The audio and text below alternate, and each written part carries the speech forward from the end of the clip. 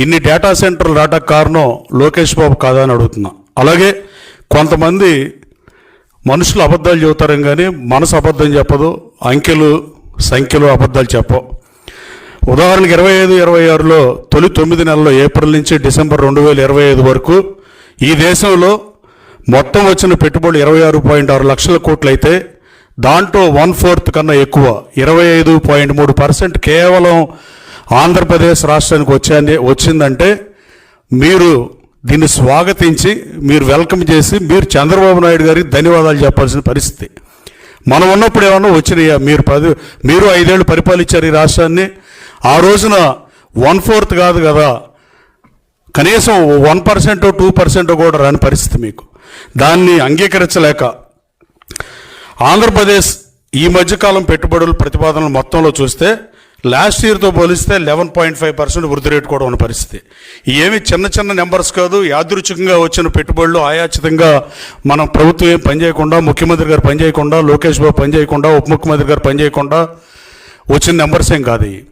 దీని వెనకాల కఠోరమైన శ్రమ ఉంది, వీళ్ళ మీద నమ్మకం ఉంది, లా అండ్ ఆర్డర్ కంట్రోల్లో ఉంది. ఇలా అనేక కారణాలతో పెట్టుబడి పెట్టేవాడు లాభం వచ్చే దగ్గరికి వ్యాపారం చేస్తాకెళ్తాడు తప్ప మనం పిలిస్తేనో నువ్వు పిలిస్తేనో పరిశ్రమలు పారిపోయినాయి. దానికి బెస్ట్ ఎగ్జాంపుల్ అశోక్ లేలాండ్. నాకు కాన్షియన్స్ లేదు. మళ్ళీ మన ప్రభుత్వం వచ్చాక గౌరవ మంత్రి లోకేష్ బాబుతో ఓపెన్ చేయించాం. అలాగే 2 ఐటీ కంపెనీలు మేధా టవర్లో ఓపెన్ చేసిన పరిస్థితి. అలాగే ఈ పాలనపై చంద్రబాబు గారి పాలనపై నమ్మకంతో వచ్చిన పెట్టుబడి, ఇది విధానాలపై విశ్వాసంతో వచ్చిన ఫలితాలు ఇవి మనకి. అలాగే ప్రతిపక్షం ఎందుకు భయపడుతుందో అర్థం కాని పరిస్థితి. ప్రపంచం మొత్తం ఆంధ్రప్రదేశ్ ఇన్వెస్ట్మెంట్ మ్యాగ్నెట్గా చూస్తుంటే Forbes India Andhra leads investment అని స్పష్టంగా రాస్తుంటే ప్రతిపక్షం మాత్రం నిరాశ నెగిటివిటీని ప్రచారం చేద్దామని వాళ్ళ స్పోక్స్ పర్సన్స్తో చెప్పటం ఈ రాష్ట్రానికి ఏ రకమైన ప్రయోజనం కలిగిస్తుందో సమాధానం చెప్పాల్సిన అవసరం వైఎస్ఆర్ కాంగ్రెస్ పార్టీ అధ్యక్షుడు జగన్మోహన్ రెడ్డికి ఉందని నేను బలంగా నమ్ముతున్నాను.